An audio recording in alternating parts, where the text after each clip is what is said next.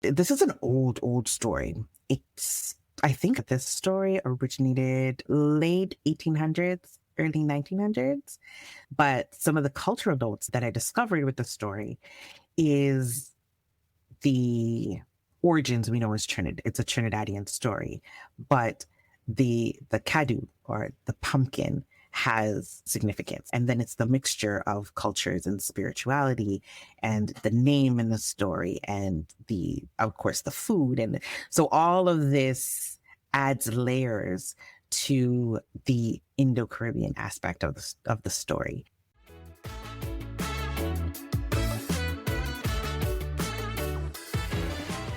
This is the Moreish podcast where Caribbean history meets culture and cuisine.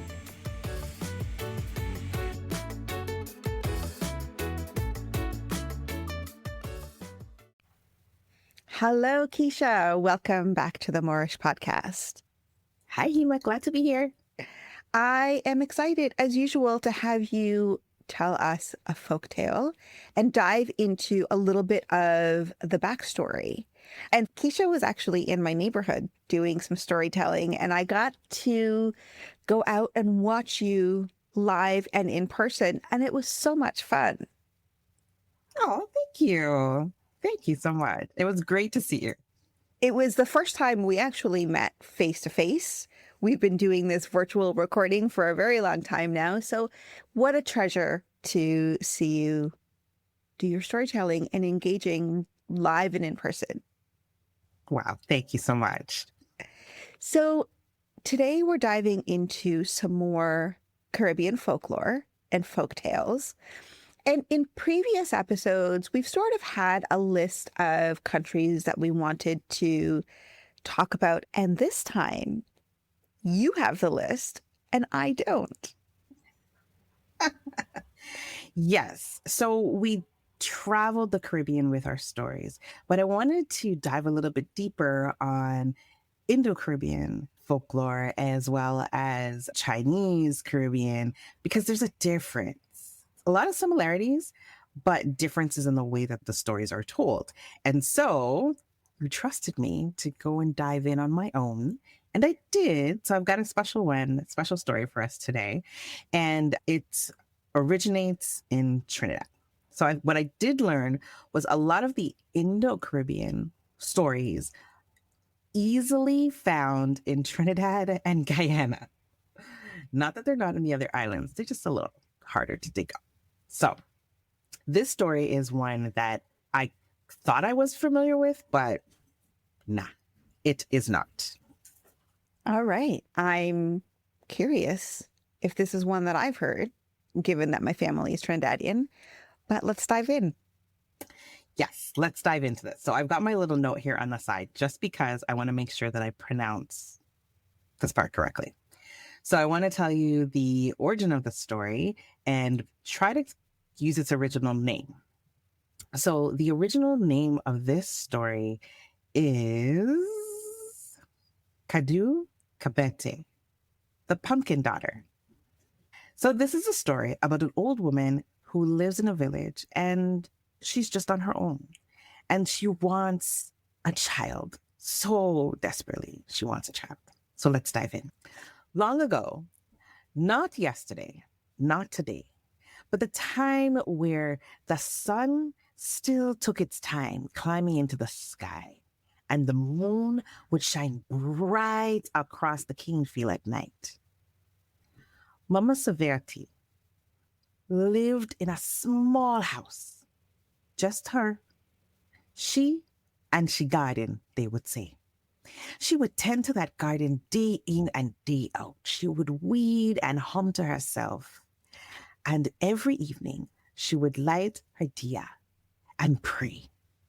If I could just have a child, one child, even if that child came from a seed, I would love it with everything I have. Every evening she would pray. So one day while she was weeding and pulling out all of the things and talking to her plants and singing and humming along, her cutlass hit something. When she pulled away the weeds, it was a pumpkin. The most beautiful pumpkin you had ever seen. It was perfectly round and green and orange, bright, shiny skin. She lifted it. It was heavy, but she could manage. She pulled and lifted and brought it inside the house. When she brought it inside the house, she put it in a place you wouldn't expect. She put it on the windowsill. No one puts a pumpkin on the windowsill. But she was so proud of it. It was so beautiful. She rested it there. But all the work that she had done that day made her tired. So in the sink, she'd left her one cup and one plate and one fork after she'd eaten her dinner. She laid down on her bed and she fell asleep. No covers, just falling asleep. Throughout the night, something strange happened. There was a tick, tick, tick, tick sound. But she must be dreaming. In the morning when she woke up, she stretched, and when she went to wash the dishes she had left, the whole house was clean. There wasn't a dirty dish to be found. The whole place had been swept. It was beautiful, and on the table was roti and curry. Hey! She looked around and thought, oh, my family, my friends, my neighbors must have taken care of me. She sat down and ate a little and went about her day, back into her garden, singing and pulling weeds and just talking about how grateful she was for that pumpkin. This time, when she lighted the diya, she said, I am so grateful for this pumpkin. And if this pumpkin is my child, I will take care of it. I will love it with everything I have. That night, again, she left a cup in the sink and went to sleep. This time, she had the covers, but, on her waist, not all the way up. But it got cold in the night. But again, tick, tick, tick, tick. She thought she was dreaming, stayed asleep. And the very next morning, everything was clean. The covers were up to her neck. And on the table, roti and curry. Boy, she thought to herself, something's happening here. I'm going to find out what it is. She went about her day, and that night when she went to sleep, she pretended to sleep. She put the covers over her head and closed her eyes really low, just so she could see through her eyelashes. And she waited. And again she started to hear tick, tick, tick. And when she looked, that pumpkin split in two like a shell, and out stepped the most beautiful girl she had ever seen, with long, dark brown black hair, skin so glowing, it reminded her of the pumpkin shell. And she went to work. She cleaned the house, and she made curry and roti. In the early hours of the morning, there on the table, she placed roti and the curry. Now the old woman, she was getting tired, but she wanted to greet the young girl. So she moaned and stretched, and poof.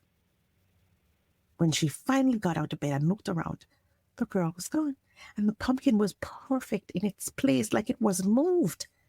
She thought to herself, did you see it? She felt her face to make sure it was real, but there was the roti and curry, so she must have seen what she thought she saw. But she really wanted to meet this young girl. So the very next day, she covered her head. But this time, while the young girl was sweeping, she uncovered herself and said, oh, my daughter, I'm so thankful for you. The young girl smiled and said, Mama, I'll take care of you.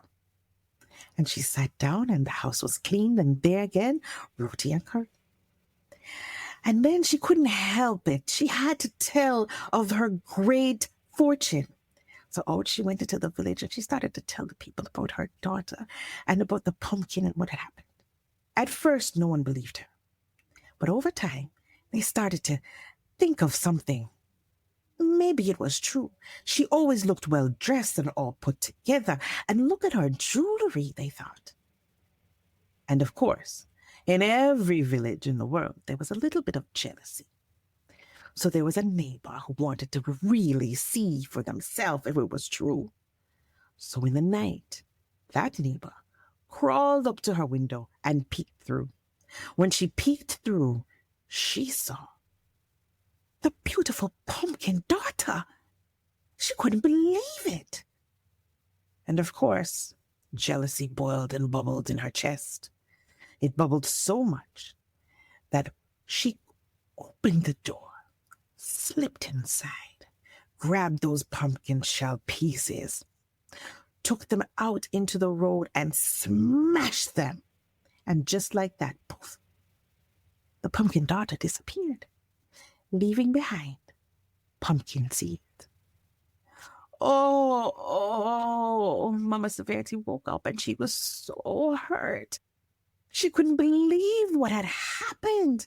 She picked up the pumpkin seeds and she looked into the road and saw that the pumpkin pieces were there. Who could have done such a thing? She was heartbroken. She took those seeds out into her garden, dug a hole, and between burying those seeds and her tears that watered them, she talked about how much she loved her daughter and wanted to take care of her and was grateful for the time that they had. She kissed those seeds, put her hands on the ground, and then she had to leave them.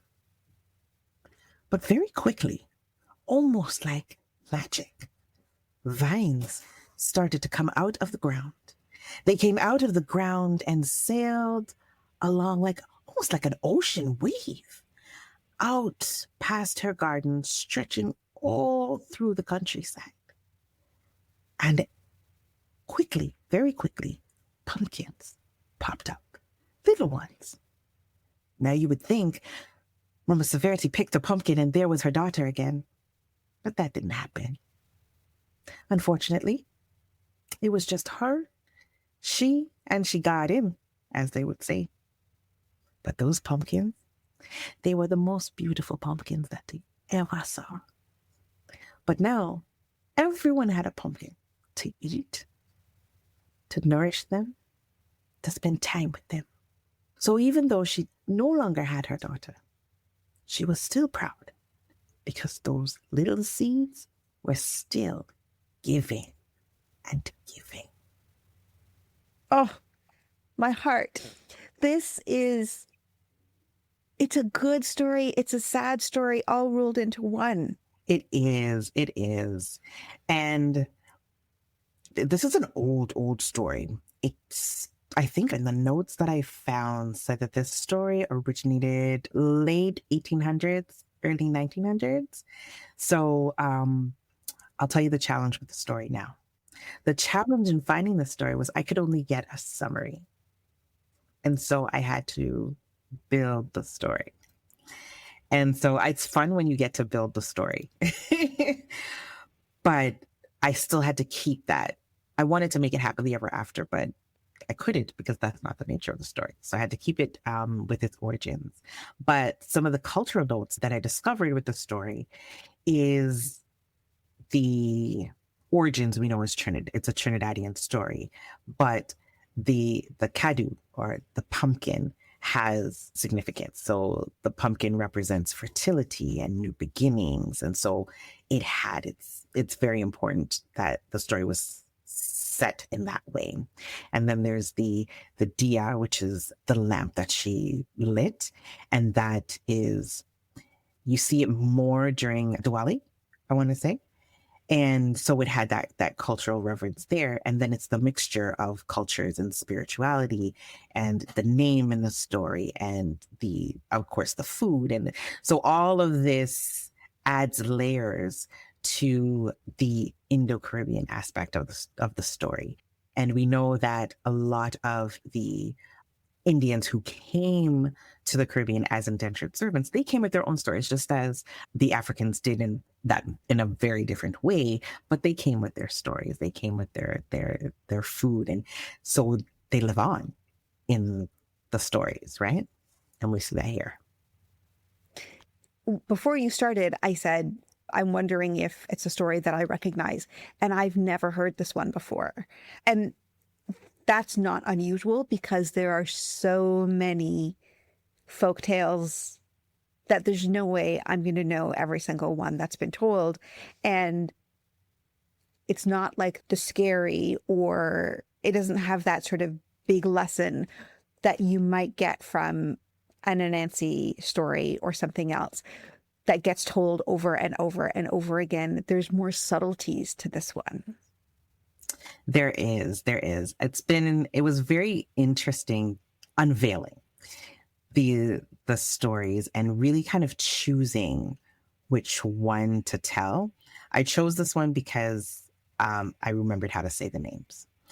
There are other stories that are more spiritual, and I didn't want to do a disservice to the story by saying it incorrectly. So I will share them at another time, but I'll have more, be able to draw more from the story. And because I don't like to just find a story. I like to dig a little bit in the background. So I know how I can stretch that story to make it seem, appear more authentic, because it's very important that when we find or unveil a story that we have a little bit of the background. So I'm going to say it's a me thing, but it might not be. But I like to find that little bit of background so that I know how to stretch the story. And like I said, when I found this story, it's literally a 2-line summary that I had to stretch into the story, but keeping it authentic with what would be told. So I really kind of took mirroring from another story, which I had of longer length, to be able to say, okay, we need to incorporate these things into the story to make it full and complete. And so I like being able to do that deeper dive so that I can stretch the stories more. Yeah, it's interesting that all you could find was a summary, right? Which to me then says some of these stories are not documented, which is going to be harder and harder the longer we go on for people to even know about these folk tales unless we write them down. Who is going to be keeping these oral traditions alive is something that I worry about. Yes, I have the same worries myself. As I was unveiling the stories, first line, these stories are mostly told in the oral tradition.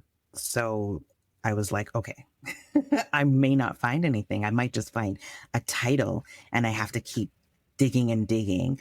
And some of the stories, because they came from India first, I had to go back and find the Indian version of the story and then kind of carry it forward to see, okay, well, this story would change how or where, and it doesn't have the same name, right? Because I told you before the name, and I was like, okay, where do you find this? And the Indian story refers to pumpkin maiden, but it's now the pumpkin girl. It's the pumpkin daughter or the pumpkin girl. So these stories mutate and change, and that's the beauty of it. So I like to dive deep, and even if it's that little summary, we're getting the story because it's so important to. And then the more we share these stories, is the more someone's going to say, "I remember my grandmother told me that story, but she said XYZ," and now it becomes a part of the story that we retell because we've got that extra piece that might not have been told in that way, or the person's name might change, or they might even give us a name of a village that was a part of Trinidad way back when. We learn a lot about our culture, but we also learn a lot about Trinidad as a whole. What did Trinidad look like in the 1800s, early 1900s? And you get glimpses of that the more we tell the story.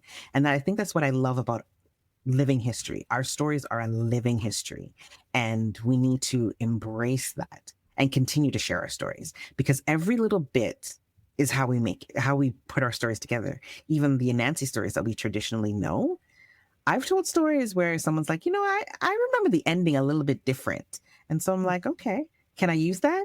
And there's, of course. And then now I have 2 different ways to tell that story, because I was able to take the Jamaican version, the Grenadian version, and mesh them together. So we grow and learn the more that we share our stories, and our living histories are important that we share, and we have to still share them the way that they've always been shared. And that's by us getting together and speaking them aloud, whether we're individuals, a couple, or a larger group. In our very first episode talking about Caribbean folklore and folktales, you said that stories can change depending on who's telling it. And so every storyteller adds their own twist or flair while keeping true to the base of the story. And I find that really interesting in this process where you've found a summary and you've given it your own twist and flair. And just listening to you say you sort of followed the history to determine how the story would have changed from India to Trinidad and why it would have changed. I think these are really great historical cues of the legacy and the history of our ancestors. Absolutely, absolutely. So what I have to understand is Indian from India and Indian from the Caribbean, there's a difference. Yes, the foods are similar. Yes, the spirituality might be different, but the flair is different. I have a Guyanese family that lives like down the road from me. When they have a party, they have a party. And then there is an Indian family just further down. When they have a party, they have a party. But the Guyanese party is not my job. You know what I mean? So it's a physical difference that you can see. The saris, similar, but the colors different. The way that they're put together, the amount of jewelry, the food, the music. That's where there's the beauty and the differences. And we are so diverse as people, as Caribbean people, as Indo-Caribbean people. The beauty is in those differences as well as the similarities. And it's so important to highlight and celebrate. It's an interesting point that you bring up because obviously I am Indo-Caribbean and it's not something that everybody understands or can relate to, is that cultural difference between an Indian family or an Indo-Caribbean family. And once you live it and experience it, you will understand it. But because our names are similar, our religions, the names of different foods and dishes, people automatically assume that culturally we're the same. And it's hard to explain that it's not. I've been to temple with friends who families are from India, and even the way they worship in the same religion is different. And one isn't right or wrong. It's just how things changed and morphed and people adapted once they got to the Caribbean. I agree. It shows up in the same way with people from African descendants, Chinese, whose families are living and rooted in the Caribbean now. The influences are still there, but the way it's executed and rolled out in day-to-day life is different. It absolutely is. And it's so important to highlight. I feel like for so long, you've had to pick a side. It's either you're Indian or you're not. It's either you're Chinese or you're not. And it is so fair to say both and differently. And it's important that we celebrate those. It's an uncovering of who we are and those layers again. It's not cut and dry, especially when I go into deeper dives into the stories. I see all of the blending and the meshing. And when we look up our histories, they make it seem like it's got to be so it's this lane or that lane, but it was never that. It was always a blending. When we came to places, there were indigenous peoples there. So there was blending and meshing all along the way. There's never been, oh yeah, you're just over there, stay over there. It's never that. And what I love is Jamaica's motto, out of many, one people. because it's true. And so being able to uncover and highlight that, it doesn't take away from who Indo-Caribbean people are. It doesn't. It adds a value. But it's been so long that there was always something different, but you couldn't put your finger quite on it. But as an Afro-Caribbean person, when I see a person from India and a person from Trinidad or Guyana, they don't mesh. When I say they don't mesh, what I mean is that you can see that there's a very great difference. I'll tell you a short story. I was walking with my daughter on the boardwalk, and there was a Guyanese family, mommy, her 2 sons and her daughter walking around. And then on the other side, there was an Indian family, grandma, husband, wife, I'm guessing. So they're walking on the other side. Now, from afar, they acknowledged each other, the head nod, whatever that is. So from afar, they acknowledged. But when they got really close and they realized that they were not the same, no one said a greeting. Nobody said hello. They just kept going. There was a pause. And then the conversation kept going over here, and a different conversation kept going there. Nobody looked back twice. But then, I'm a people watcher, so I've been seeing this exchange. And when that family from India met up with another family, clearly from India, there was that pause and that greeting and that, laughter and that recognition of sameness.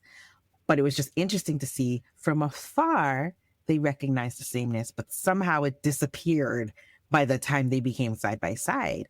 And it's like, there's so much beauty in the differences, and having that understanding. That's why we're here, to share these stories and really add the layers. And I feel like further down in the future, there will be that coming together again where everybody realizes, hey, same here, let's do this together kind of thing. That's the hope anyway.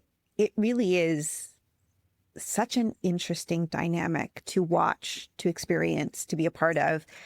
I did an episode of the podcast with Dr. Candace Goucher, and I'm paraphrasing what she said, but essentially the Caribbean is the only place in the world where there was almost complete destruction of the original culture and a complete reconstruction based on historical events.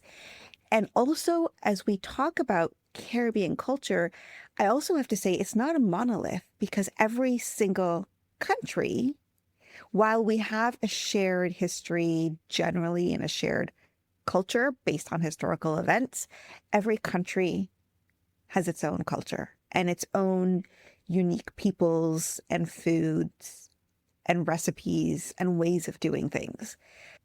As we go through the history and the stories and the folk tales, that these little nuances just keep poking up their little heads, and I'm learning more every day. Absolutely. I'm going to lean on storyteller Dr. Mina Blackwood-Meeks. She will take a story and she'll tell you, I've Jamaica-fied this story. So I can't really tell you all of the original pieces, but tell me what you think. And she will share a story and you think, oh my gosh, that's the story. That's the story. The way that she shares it. And I just love how she says, I've Jamaica-fied it. And it's so true, because every storyteller needs to make the story their own. It's not the same as casual conversation where we're sharing jokes here and there. You need to make it your own without taking away from the story. So it might be the way you say something, the flair, or, I'd like to do a deeper dive so that I'm stretching in the right places. But everyone has to make it their own in their own way. And what I've learned is that from island to island, the story you're telling in Jamaica, same story you're telling in Grenada, but it changed. The character changed, the scenery changed, the lesson, just a little tweak.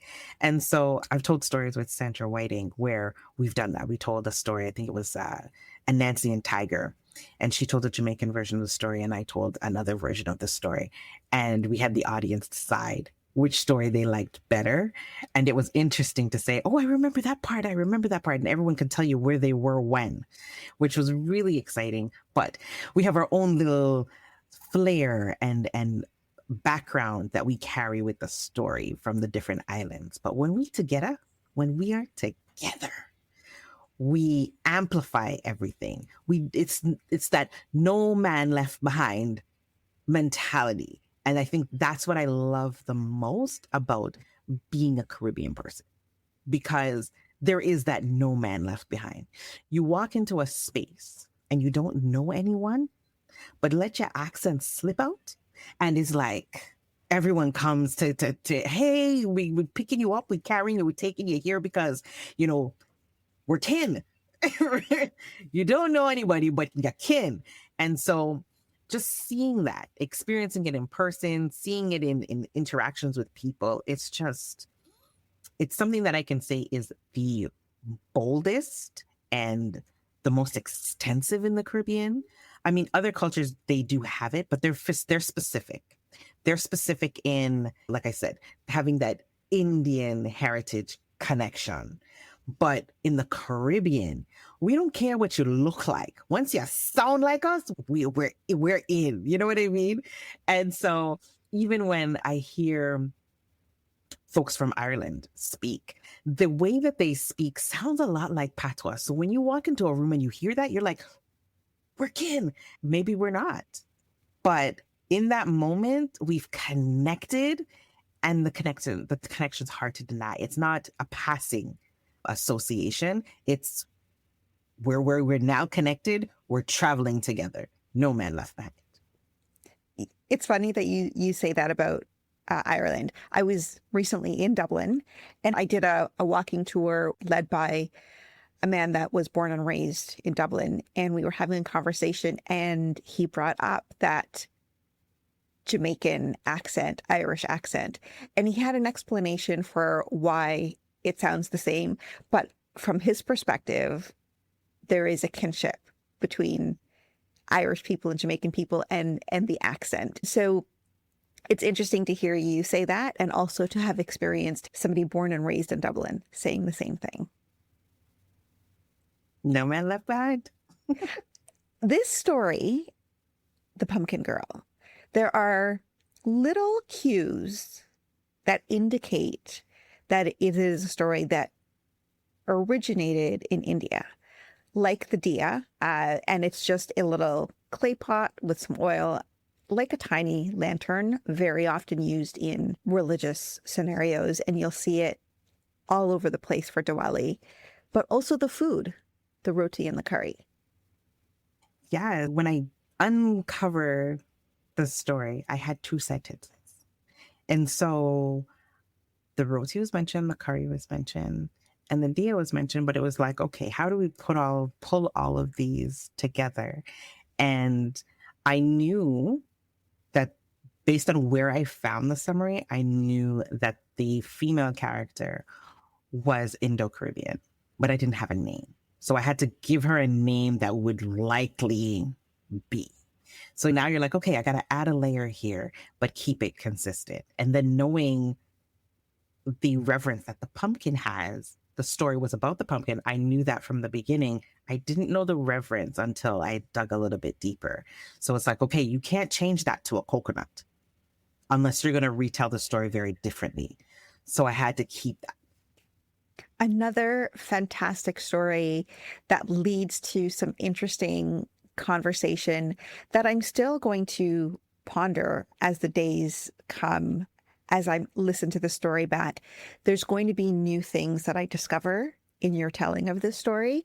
And I think that's the beauty of these folk tales, is that you can listen to them over and over again. And depending on how you listen to it, where you listen to it, what's going on in your own life, will possibly change the perspective and what you're taking out of it. Absolutely. That's the gift that folktales have given us, and our ability to really perceive them. And that's why storytelling is such a powerful tool, is because it helps us to navigate this space. And again, the more you listen, you're going to take something new from it. And you might ask yourself a different question that changes your perspective, or maybe even changes the way you navigate through life. Thank you so much for joining me today for another episode of the Moreish podcast. I'm going to leave a link in the show notes to your podcast and to your website. You have a lot of interesting things going on that I think people would be really interested in learning more about. Come back and join us for another episode. I'm excited to hear more stories from you. Oh, absolutely. Thank you so much for having me.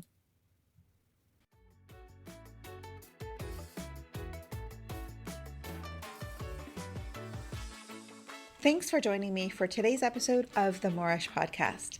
Don't forget to subscribe and leave a rating.